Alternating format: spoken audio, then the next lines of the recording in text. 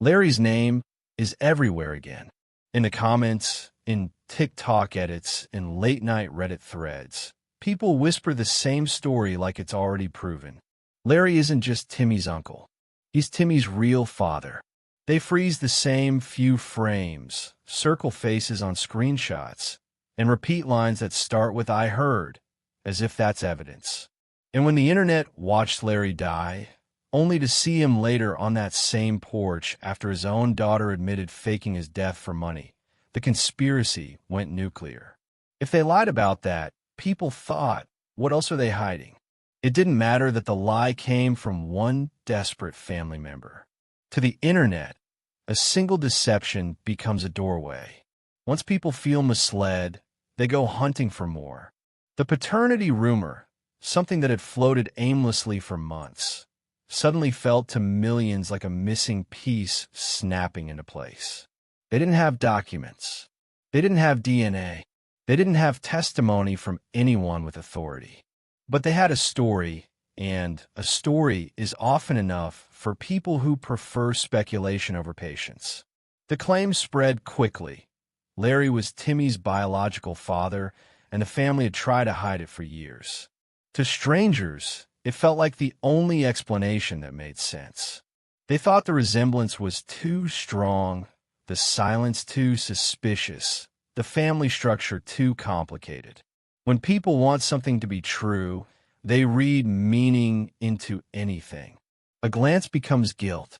A gesture becomes confession. A shared genetic trait becomes proof. The irony is that none of the early theorists asked the simplest question: why would anyone believe this rumor in the first place? What made the idea so compelling? And why was Larry cast in the leading role? The internet built its theory on 3 pillars: appearance, circumstance, and narrative convenience. First, they pointed to facial similarities. The jawlines, the eyes, the speech patterns, the posture. But resemblance inside a family with generations of interrelated ancestry isn't surprising. When the same limited gene pool repeats itself for decades, relatives can begin to look almost interchangeable. What outsiders interpreted as evidence of fatherhood often had far simpler biological roots. Second, people highlighted the circumstances of Timmy's birth. The documented accounts refer to Lorraine, Timmy's mother, being assaulted by an unidentified man. That single fact, tragic and heavy, became kindling for speculation. The internet didn't care that the assailant had never been publicly named. Instead, they pointed at the most visible man in the video, the one who argued loudly, the one who looked stressed, the one who already carried the burden of viral judgment. In sensational storytelling, the loudest presence becomes the most suspicious one. Third, people wanted a narrative twist.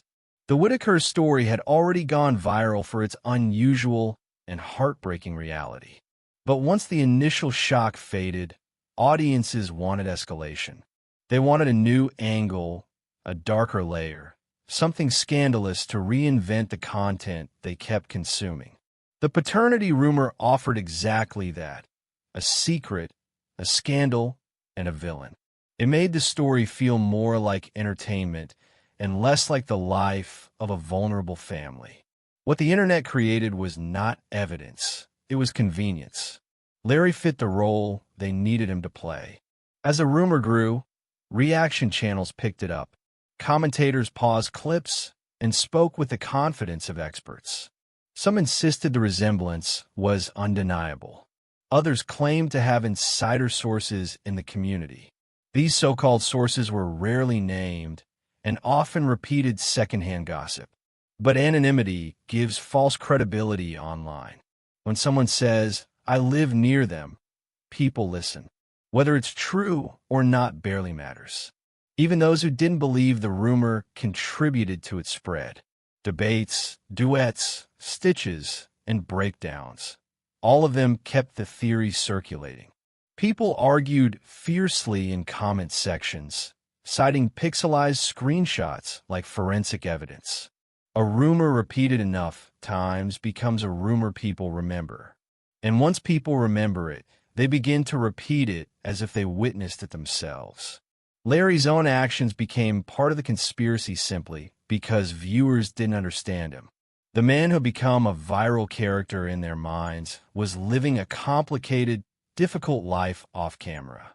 His blunt speech, defensive posture, and visible frustration read to outsiders as guilt rather than exhaustion. They interpreted anxiety as secrecy, anger as evidence, silence as confirmation. Every gesture became a clue in a case built entirely by strangers. When the fake death incident unfolded, it poured gasoline on the theory. People said, if they lied about this, what else have they lied about? The internet tends to forget that families under massive stress sometimes behave inconsistently, irrationally, or even deceptively, not because they're hiding sinister secrets, but because poverty, disability, and lack of support create pressure no one on the outside can fully understand. Still, the rumor was given new life by the scandal, and Larry's name was cemented in the center of it. The more the rumor spread, the less people cared about the facts. They didn't care that no official record supported the claim. They didn't care that the documented description of Timmy's conception pointed to an unidentified assailant outside the immediate family. They didn't care that the family tree, however complicated, did not place Larry in the role they insisted he occupied. They wanted a story, and Larry was the character they chose. As the theory gained momentum, the narrative shifted from curious speculation to confident accusation. Thousands began speaking about Larry as though the matter had already been settled. They claimed everybody down their nose, even though most had never been within 100 miles of Odd, West Virginia.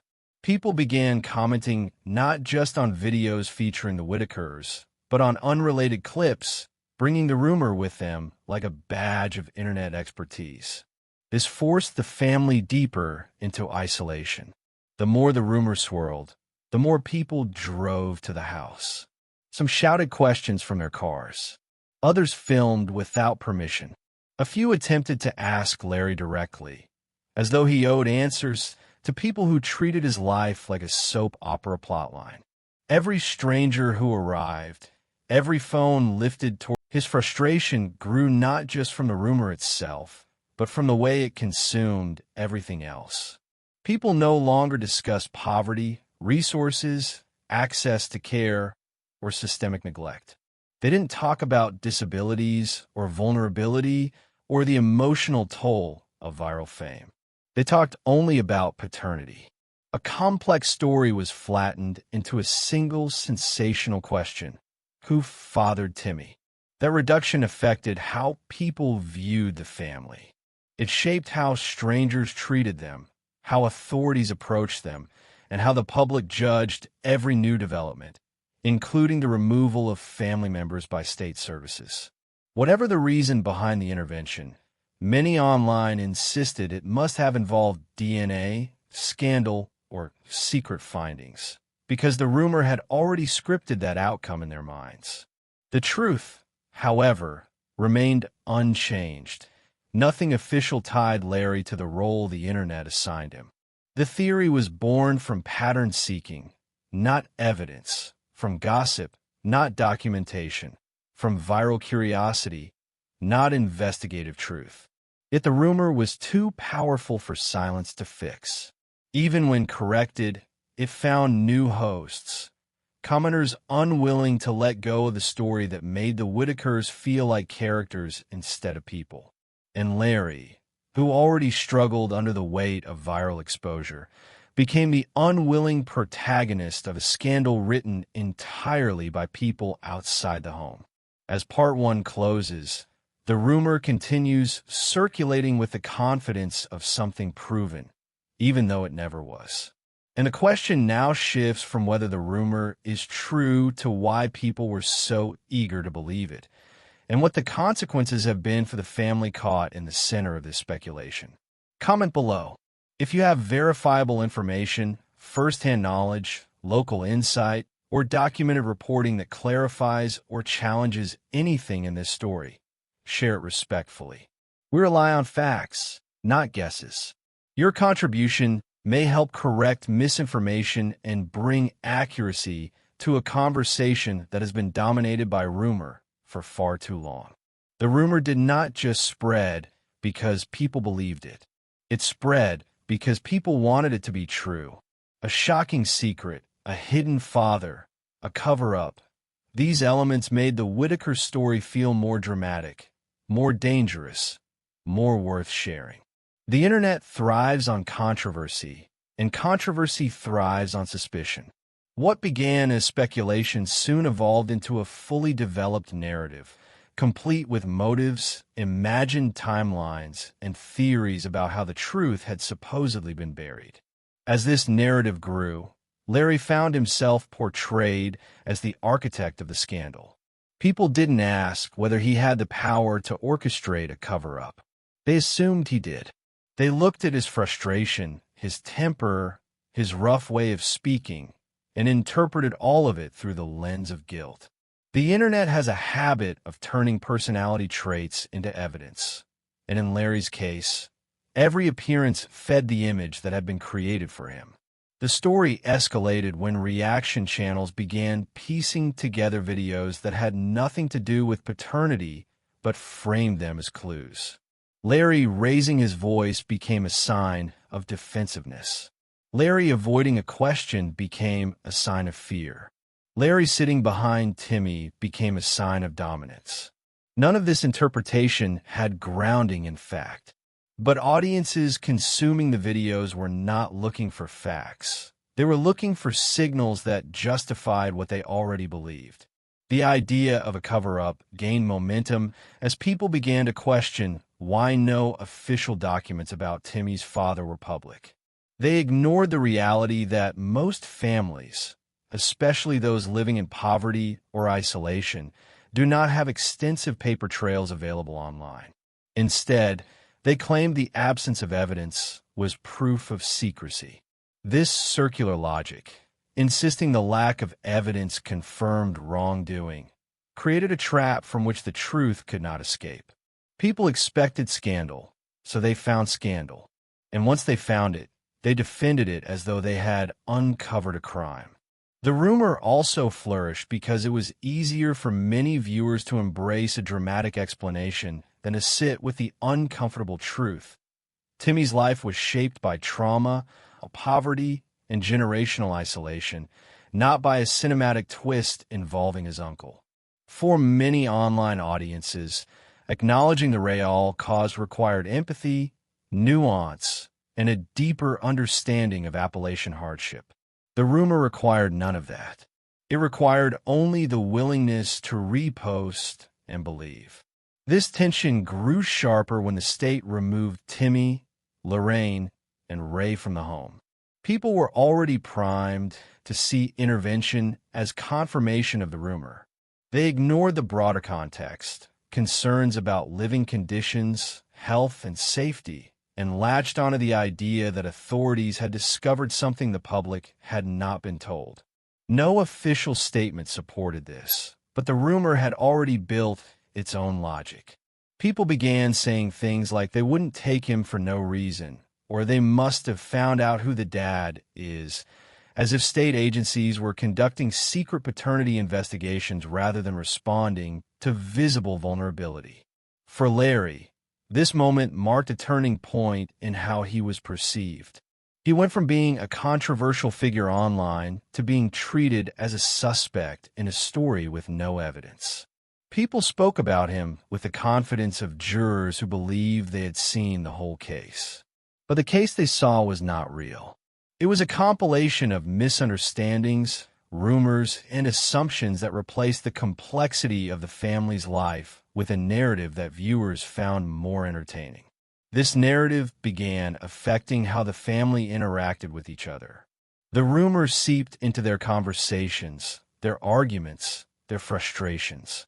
Even those who did not believe it felt the weight of being judged by millions. When people outside the home talk about your family as if you are hiding a crime, It creates tension inside the home that is difficult to untangle. Larry bore the brunt of that tension. Some family members pressured him to address the rumor. Others told him to ignore it.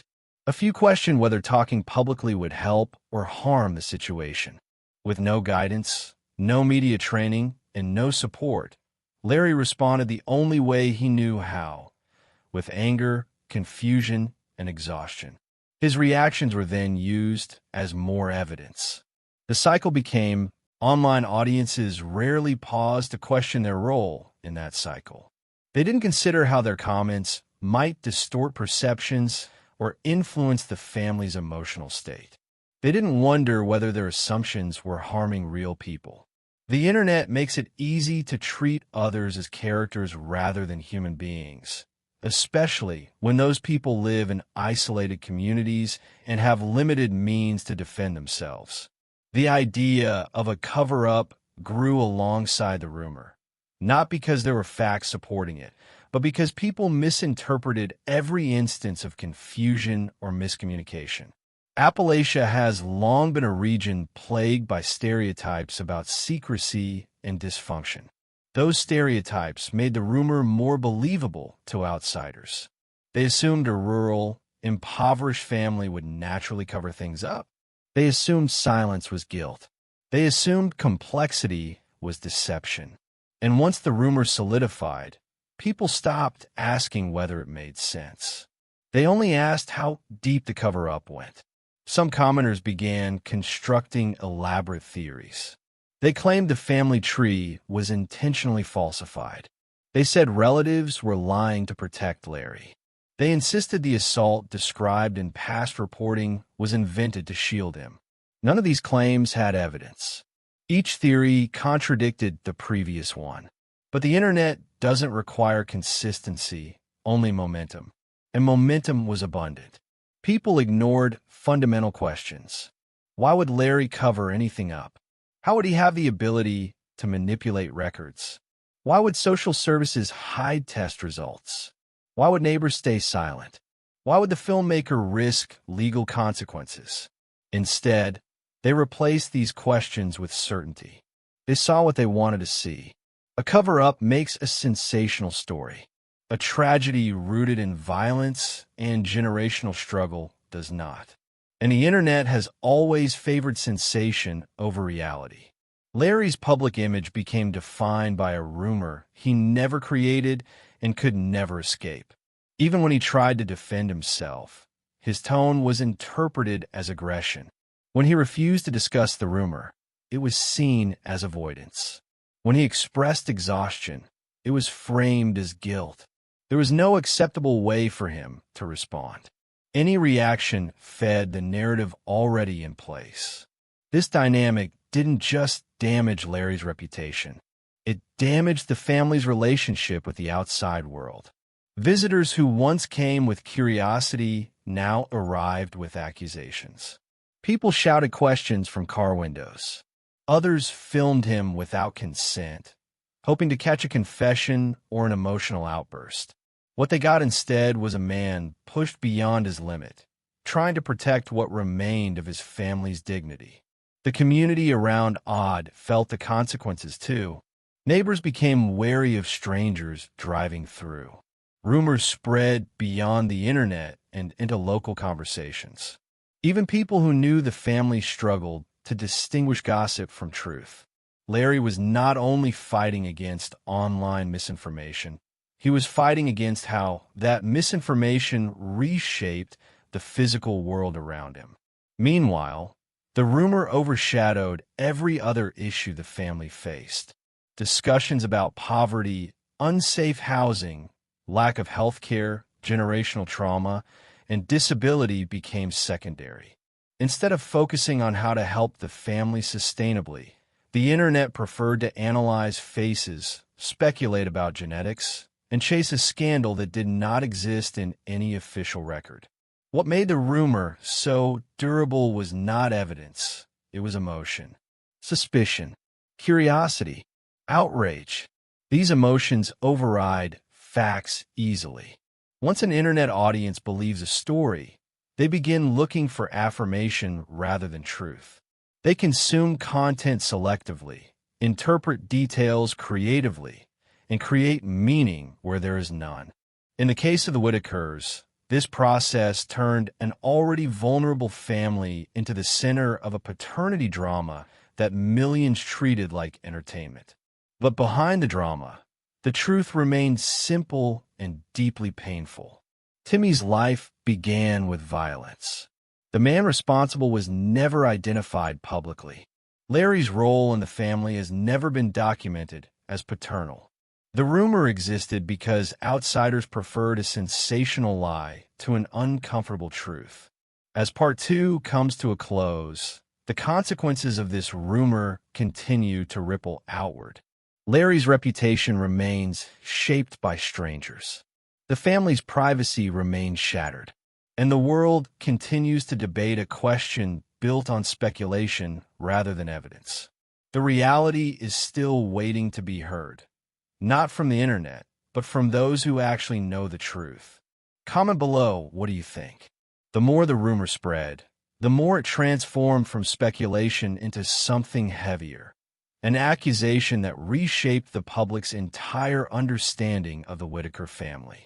What started as curiosity turned into a collective obsession, and that obsession demanded a villain. Larry, whether he wanted the role or not, became the central figure in the story millions believe they were uncovering. Part of the internet's confidence came from the assumption that rural families, especially poor and isolated ones, must be hiding something. It is a stereotype deeply ingrained in online conversations about Appalachian communities. The idea that a secret could exist, undiscovered, unspoken, felt believable to outsiders who didn't understand the culture, the landscape, or the family's history. They simplified a lifetime of hardship into a narrative they found more satisfying. And in that narrative, Larry was no longer a struggling man overwhelmed by attention. He became the face of a scandal that had never been proven. What most viewers never considered was how drastically the rumor altered the dynamics within the family. They saw only the fragments captured in videos, moments of frustration, confusion, arguments, but they didn't see the ripple effect behind those moments. When millions of people believe a lie about you, it changes how you see yourself, how you interact with loved ones, how you handle stress. The family members found themselves in an impossible position. If they addressed the rumor directly, they feared people would twist their words. If they stayed silent, their silence became a weapon used against them. The rumor created tension inside the home that did not exist before. It pulled relationships taut. Larry felt trapped, cornered by accusations he did not understand. He had no guide for navigating public rumors, no experience managing internet narratives, no resources to protect his name. He only had his emotions, anger, exhaustion, fear, and these emotions were interpreted as proof by people who already believed he was guilty. The internet forgot something crucial. Larry did not choose to be public. He did not sign up for a platform. He did not ask to be a character in a global conversation. He became one because strangers found his family interesting enough to turn into content. And once he became content, the world felt entitled to dissect him, assign motives to him, and rewrite his relationships to fit their theories. As the rumor intensified, people began to speak about him in harsh, dehumanizing terms. Some called him a monster. Others labeled him a predator. These words did not come from any official statement, investigation, or document. They came from speculation running unchecked through social media. This kind of public shaming has real consequences. It changes how a person is treated in their community. It changes how authorities view them. It changes how they respond emotionally to stress and confusion. And it changes the trajectory of their life in ways the internet never has to face. What many forget is that families like the Whittakers already live on the edge of instability. Poverty presses on every decision. Disability shapes every interaction. Lack of support stretches people thin. Adding millions of strangers demanding answers, spreading theories, and calling them liars pushes them beyond a breaking point that most online audiences cannot comprehend. But the rumor didn't only damage Larry, it damaged the narrative surrounding Timmy as well. Timmy became the centerpiece of a story built around curiosity rather than compassion. His life, already shaped by challenges beyond his control, was reduced to a rumor about his father. His medical struggles, communication difficulties, and vulnerability were overshadowed by accusations he never chose to confront.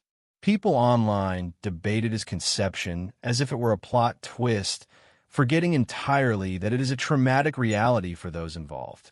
The fact that Timmy's birth was connected to violence was rarely acknowledged by those spreading the rumor. Instead, they speculated about paternity like it was entertainment. They ignored the real harm caused by turning a survivor's origin into clickbait. They erased the victim at the center of the story because the rumor made the narrative more exciting. This kind of erasure is common when the internet latches onto a vulnerable family. Viewers become so fixated on the drama that they forget they're speaking about real lives. They forget that their theories reach the people they talk about. They forget that words can wound as deeply as actions. The consequences became especially visible when people began visiting the home. Cars pulled up uninvited. Strangers shouted questions out their windows. Some filmed Timmy directly, hoping to capture new clues for their online platforms.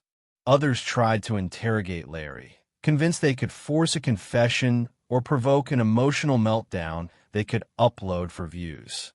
Imagine living in a place where every car that turns down your road might be someone demanding answers for something you didn't do. Imagine knowing your name is being spoken in thousands of rooms by people who have never met you. Imagine having your entire life judged by people who only know a handful of moments captured on camera. This is what the rumor did to Larry. It placed him under constant surveillance. It made him a target of suspicion. It stripped him of privacy, dignity, and peace. But the rumor also fueled a broader problem: misinformation becoming truth through repetition. As more people repeated the idea that Larry had covered up paternity, the rumor transformed from guesswork to gospel. Even those who weren't convinced found themselves wondering. Curiosity became doubt. Doubt became belief. Belief became certainty. This pattern is not unique to the Whittakers. It is a hallmark of viral misinformation. But the stakes here were higher because the victims were not public figures. They had no power to correct the narrative, no platform to defend themselves, no legal team, no PR strategy. They had only their voices, voices many viewers dismissed as unreliable, uneducated, or untrustworthy. This dismissal created the final ingredient needed for the rumor to thrive: the belief that the family was incapable of telling the truth. Once that belief took hold, everything they said was interpreted through the harshest lens. If Larry denied the rumor, people accused him of lying. If he ignored it, people said he was hiding something. If another family member defended him, they were dismissed as part of the cover-up. The rumor became unchallengeable. This is how internet myths become permanent. Not because they are true, but because no one accepts any version of events that contradicts the myth. The damage went beyond reputation. It affected how the family's remaining members were treated after the removal of Timmy, Lorraine, and Ray. People speculated wildly about the reasons for the intervention. They insisted the state had discovered something horrific. They claimed officials were acting on paternity information that was never made public. But these claims ignored the reality of how adult protective services operate. They intervened because of documented living conditions and health concerns, not because of online gossip. Yet for many viewers, the rumor overshadowed every official explanation. It became the only explanation they believed. And that belief shaped the commentary, the harassment, the speculation, and the pressure put on the family and the filmmaker alike. As the story continued, the rumor took on a life of its own, separate from the people it harmed.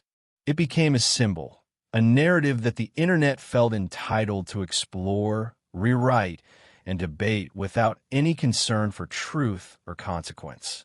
People forgot that rumor is not evidence. People forgot that resemblance is not proof. People forgot that stress is not guilt. People forgot that silence is not confession. They forgot that the people at the center of the story are not characters. They're a fragile family struggling to survive. Part 3 ends with the rumor standing stronger than it ever should have, not because it is true, but because millions of people gave it power. The myth continues to overshadow the reality. The speculation continues to drown out the truth. And the consequences continue to shape the lives of those. The truth remains buried, not by a cover-up, but by the noise. The most damaging part of the rumor was not its content, but its certainty. Once people decide a story is true, they stop looking for answers. They stop questioning their assumptions. They stop listening to the people who are actually involved. Larry found himself shouting into a void, not because he lacked a voice, but because the world had already made up its mind about him. Every denial was treated as a lie. Every attempt to explain was dismissed as manipulation. Every expression of frustration was taken as proof. The internet accused him of a cover-up, but no one stopped to ask the most basic question: a cover-up of what? There were no documents pointing to him, no testimony, no DNA, no investigation naming him. The only thing linking Larry to the rumor was the rumor itself. That circular logic had become the backbone of the entire conspiracy. Yet the belief persisted, because the internet rarely requires proof. It requires a compelling narrative, and Larry had become the villain of a story told by strangers looking for drama. Meanwhile, the reality inside the home was unraveling. The rumor didn't just harm Larry's reputation. It influenced the decisions of people outside the family who felt justified in treating them like a case file instead of a household. Strangers who visited the home brought tension with them. Some arrived demanding answers, convinced they were uncovering hidden truth. Others came filming everything they saw, hoping to capture a slip-up, a confession, or a confrontation they could post online. This invasion chipped away at the family's sense of safety. Timmy, already vulnerable and easily overwhelmed, absorbed the stress even if he couldn't articulate it. His routines were disrupted. His privacy was violated. His world, once predictable, became unpredictable. The rumor turned him into an object of investigation rather than a person. And the worst part was that none of this chaos brought the family help. The time, energy, and attention spent chasing rumors overshadowed the real issues: poverty, deteriorating housing, limited health care, and isolation.